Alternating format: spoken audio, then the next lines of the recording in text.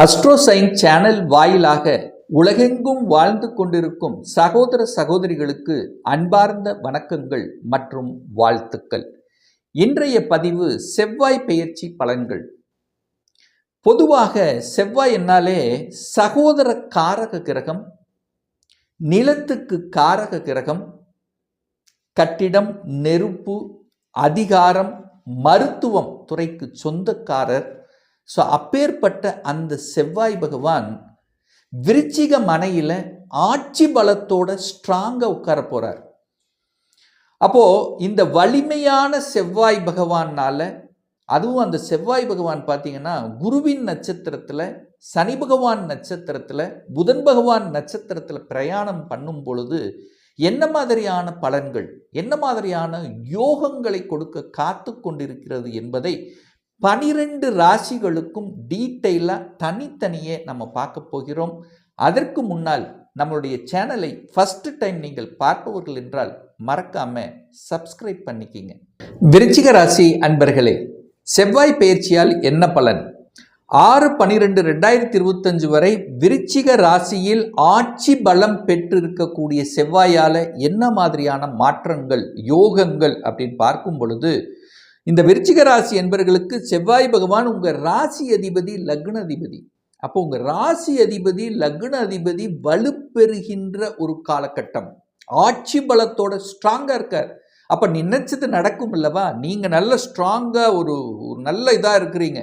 அப்போ என்ன, ஸ்ட்ரைட் ஃபார்வர்டாக இருக்க போகிறீங்க. நினைத்தது ஈடேறக்கூடிய அமைப்பு இருக்குது. கோபத்தோட, ஆக்ரோஷத்தோடு செயல்படக்கூடிய சில விஷயங்கள் நடக்கும். தொட்டது துளங்கும். எடுத்த காரியங்கள் ஜெயமாகும். கூட புதன் இருக்கார். புத்திசாலித்தனம் மெருகேற்றப்படும். அறிவுபூர்வமான சில சிந்தனை ஓட்டங்கள் உங்கள் மனசில், ஆள் மனசில் செயல்படும். ஸோ இந்த காலகட்டத்தில் நல்லா இருக்க போறீங்கன்னு அர்த்தம். செயல்படக்கூடிய அந்த உத்வேகத்தை தரும். ஏன்னா செவ்வாய் என்னாலே ஒரு வீர கிரகம், வீரமாக, உத்வேசமாக, அதே சமயத்தில் ஸ்ட்ராங்காக, தன்னம்பிக்கையோட, அது முக்கியம் அல்லவா ஒரு மனிதனுக்கு தன்னம்பிக்கை, அந்த தன்னம்பிக்கையோடு செயல்படக்கூடிய அமைப்பு இந்த விருச்சிகத்துக்கு சூப்பராக இருக்கு. அதே சமயத்தில் 6ஆம் அதிபதியும் அதே செவ்வாய் பகவான் தான் இந்த விருச்சிக ராசி என்பது. அப்போ 6க்குரியவனுடைய வேலை செய்யுமா? சார், கடன், நோய், எதிர்ப்பு, பகை, வம்பு, வழக்கு, கோர்ட்டு கேஸ் எங்கேயாவது கொண்டு போய் சிக்க வச்சிருமா அப்படிங்கிற பயமும் ஒரு சில விருச்சிகத்துக்கு ராசி அன்பர்களுக்கு இருக்கும். நீங்கள் கவலைப்பட வேண்டியதில்லை.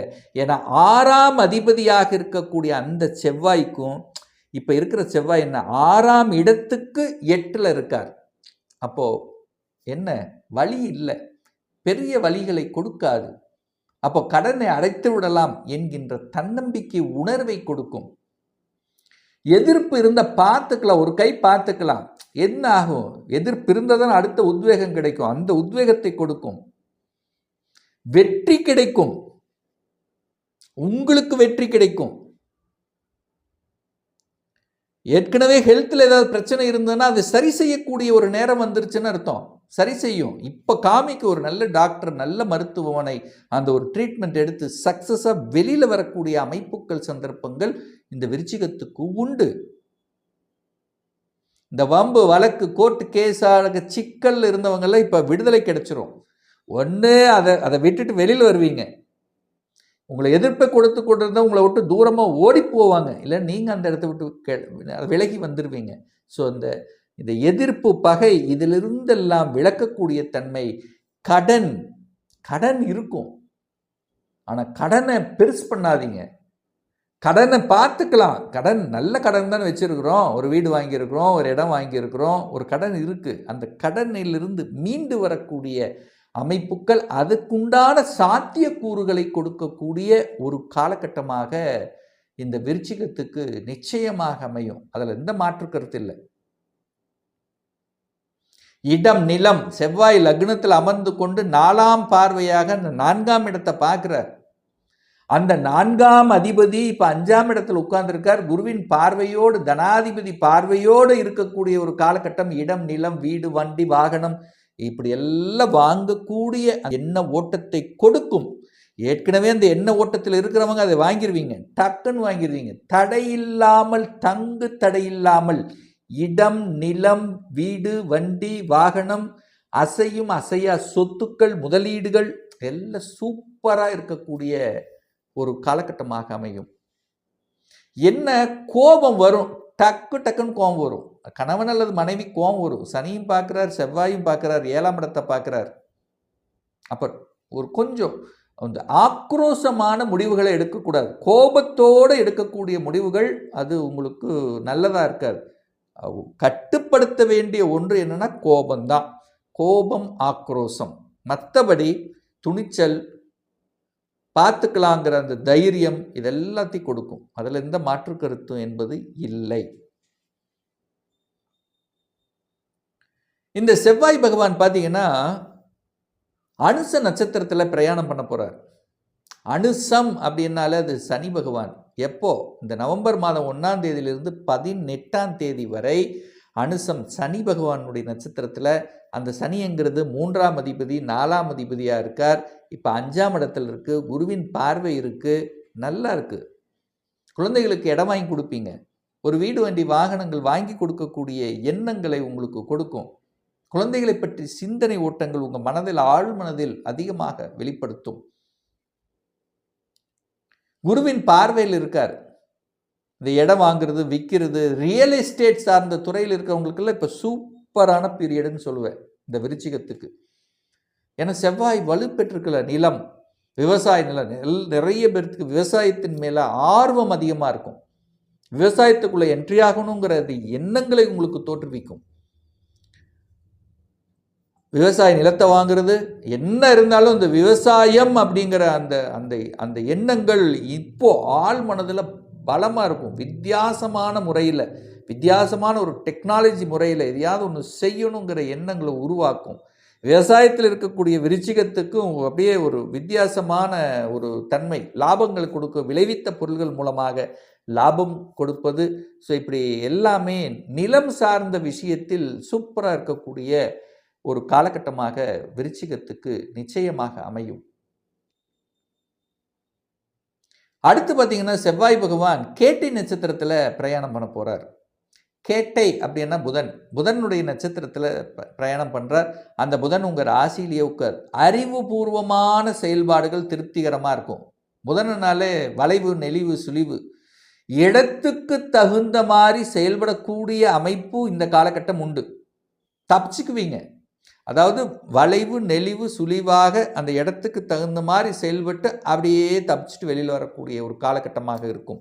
காரியத்தை சாதிக்கக்கூடிய வல்லமைங்கிறது இந்த காலகட்டம் இருக்கும். அந்த புதனுங்கிறது லாபாதிபதியாகவும் இருக்கும். நிறைய பேர்த்துக்கு இந்த காலகட்டத்தில் தான் திருமணம் நடக்கும், சுப காரியங்கள் நடக்கும். சார் எப்படி சார் சொல்றீங்க?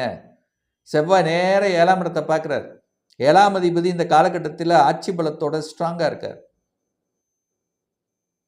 குருவின் பார்வை இருக்கு.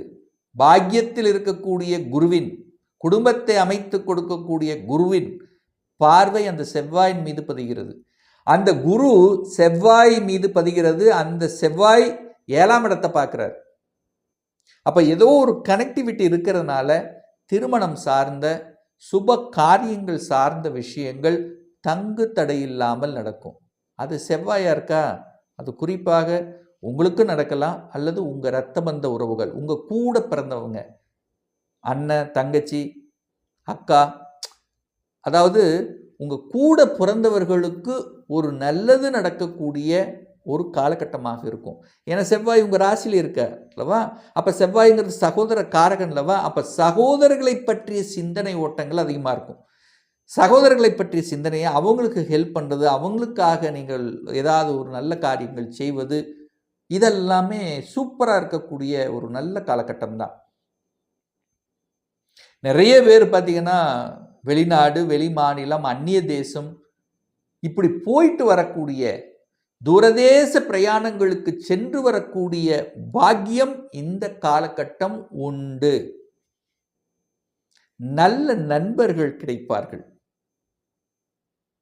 உங்களுக்கு உங்கள் ஸ்கூல் படிக்கும் போதோ அப்போ ஒரு நண்பர் இருந்திருப்பார், ரொம்ப நாள் கேப் ஆகிருப்பார். இப்போ திடீர்னு அவங்கள பார்க்கக்கூடிய நிகழ்வுகள், அவர்களுடைய ஒரு கனெக்டிவிட்டி, ஒரு கம்யூனிகேஷன் உங்களுக்கு கிடைக்கும். அதன் மூலமாக உங்களுக்கு ஏதாவது ஒரு வகையில் ஒரு நல்லது நடக்கக்கூடிய அமைப்புங்கிறது இந்த காலகட்டம் உண்டு இந்த விருச்சிக ராசி அன்பர்களுக்கு. தொழில் முறையில் மாற்றங்கள் உண்டு. அது ஏற்கனவே சீருடை அணிந்து பணியாற்றி கொண்டிருக்கக்கூடிய துறைகளாக இருந்தால் அதிகாரம், அட்மினிஸ்ட்ரேஷன், ப்ரமோஷன் கிடைக்கக்கூடிய அமைப்புகள், ஒரு சிலருக்கு கவர்மெண்ட் ஜாப் கிடைக்கக்கூடிய வாய்ப்புகள். ஏன்னா செவ்வாய்ங்கிறது அதிகாரத்துக்கு கொடுக்கக்கூடிய ஒரு கிரகம், அதே செவ்வாய் தான். ஒரு சிலர் திடீர்னு இந்த விருச்சிக ராசி நிறைய பேர் மருத்துவத்துறையில் சாதிக்கக்கூடிய அமைப்புகள். ஸோ இப்படி ஏதாவது ஒரு நல்ல வழியில் தன்னை செயல்படுத்தி கொள்வதற்கான சந்தர்ப்பங்கள், ரொம்ப நாளாக கிடைக்காத குழந்தை பாக்கியம் இல்லாத தம்பதிகளுக்கு குழந்தை பாக்கியம் கிடைக்கக்கூடிய வாய்ப்புகள் அதிர்ச்சியாக இருக்கும், இன்ப அதிர்ச்சியாக இருக்கும். இந்த மாதிரி நல்ல விஷயங்கள், நல்ல தன்மைகள், இடம் விடம் நீ உறவுகள், புதிய உறவுகள், செவ்வாயினாலே உறவு தான், புதிய உறவுகள் கிடைக்கக்கூடிய அமைப்புகள் இதெல்லாமே சூப்பராக இருக்கும். நல்ல தெய்வ வழிபாடு முருகப்பெருமான், இதெல்லாமே உங்களுக்கு பரிபூர்ணமாக கிடைக்கணும் அப்படின்னா செவ்வாய்க்கிழமை தோறும் முருகப்பெருமானை வழிபாடு செய்வது விருச்சிகத்துக்கு சிறப்பு. இன்னும் ஒரு துல்லிய பலன் வேணும். இந்த 2025 சொந்த தொழில் செய்வதற்கான கொடுப்பினை இருக்கா? அப்போ இருக்கக்கூடிய பட்சத்தில் எப்போ நம்ம சொந்த தொழில் ஆரம்பிக்கலாம்? என்ன கோர்ஸ் எடுத்து படித்தா நம்முடைய ஃப்யூச்சர் நன்றாக இருக்கும்? இந்த வருடம் திருமணம் செய்யக்கூடிய அமைப்பு இருக்கா? எப்போ தான் நமக்கு திருமணம் நடக்கும்? எப்போ குழந்தை பாக்கியம் கிடைக்கும்? எப்போ வீடு கட்டுவேன்? எப்போ எனக்கு ப்ரமோஷன் கிடைக்கும்? இதை பற்றி தெரிஞ்சுக்கணும். உங்கள் ஜாதகத்தை பற்றி அறிந்து கொள்ள வேண்டும். ஒரு பர்சனல் கன்சல்டேஷன் எடுத்துக்கணும் என்று விருப்பமுடைய அன்பர்கள் டிஸ்பிளே தெரியக்கூடிய நம்பருக்கு வாட்ஸ்அப் மூலியமாகவோ ஃபோன் கால் மூலியமாகவோ தொடர்பு கொண்டு நேரடியாகவோ அல்லது ஆன்லைன் மூலியமாகவோ கன்சல்டேஷன் எடுத்துக்கலாம். நம்மளுடைய அலுவலகம் கோயம்புத்தூரில் அமைந்துள்ளது. பிரியர் அப்பாயின்மெண்ட் வாங்கிட்டு நேரடியாகவே நீங்கள் கன்சல்டேஷன் எடுத்துக்கலாம். நிச்சயமாக இந்த பதிவு ஏதாவது ஒரு ரூபத்தில் உங்களுக்கு யூஸ்ஃபுல்லாக இருக்குங்கிறதுல எந்தவித மாற்று கருத்தும் கிடையாது. இந்த ராசி நட்சத்திர நேயர்கள் அனைவரும் வாழ்க வளர்க வளம் பெறுக என்று எனது வாழ்த்தினை தெரிவித்துக் கொண்டு விடைபெறுகிறேன். நன்றி, வணக்கம், வாழ்த்துக்கள்.